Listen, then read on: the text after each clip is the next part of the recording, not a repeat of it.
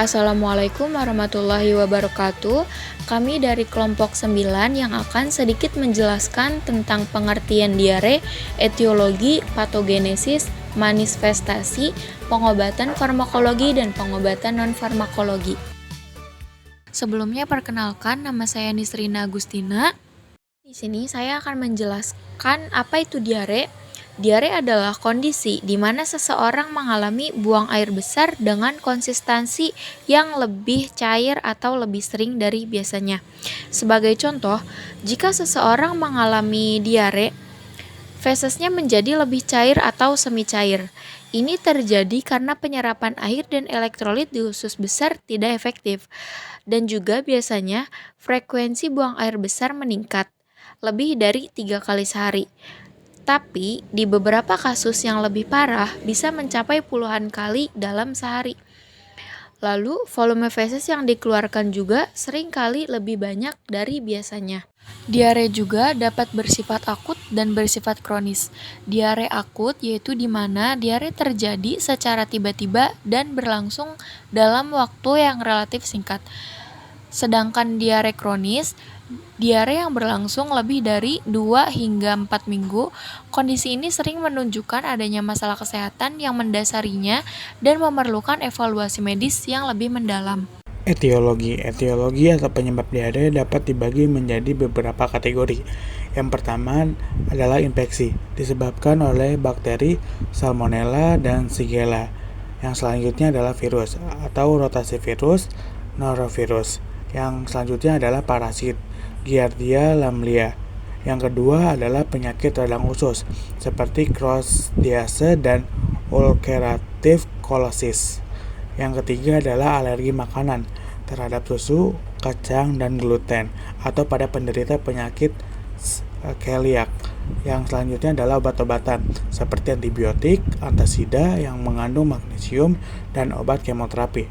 Dan yang terakhir adalah penyakit lain seperti hipertiroidisme, diabetes, dan sindrom iritasi usus besar atau disebut dengan IBS. Saya Nur Sahriani. Di sini saya akan menjelaskan patogenesis. Patogenesis diare yang dapat terjadi melalui beberapa mekanisme. 1. Sekretori. Meningkatnya sekresi cairan ke dalam usus yang disebabkan oleh infeksi bakteri seperti kolera. 2. Osmotik. Terjadinya ketika zat yang tidak dapat diserap seperti laktosa pada intoleransi laktosa menarik air ke dalam usus.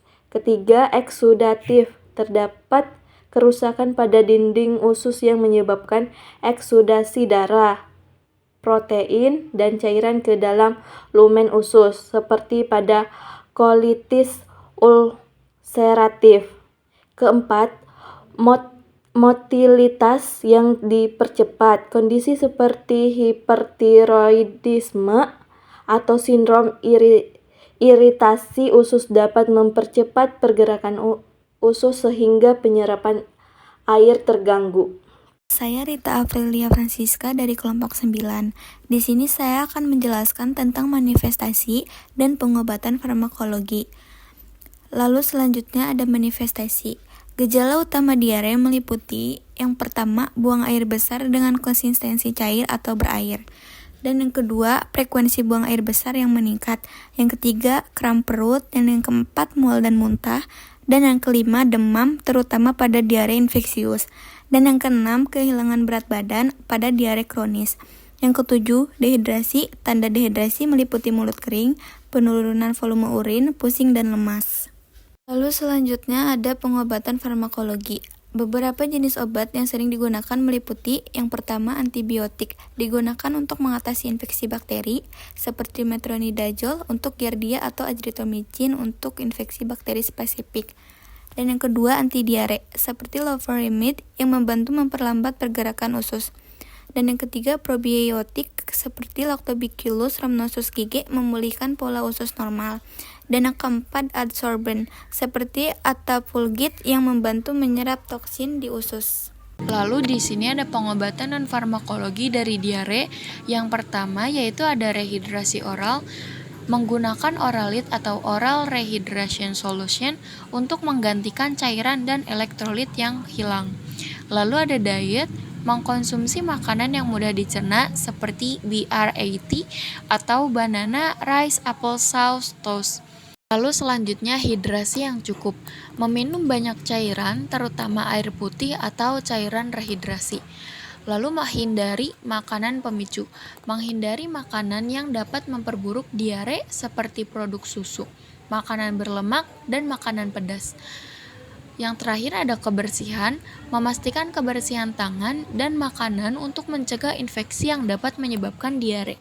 Demikian presentasi dari kelompok 9, semoga bermanfaat untuk teman-teman semua. Kurang lebihnya mohon dimaafkan. Wassalamualaikum warahmatullahi wabarakatuh.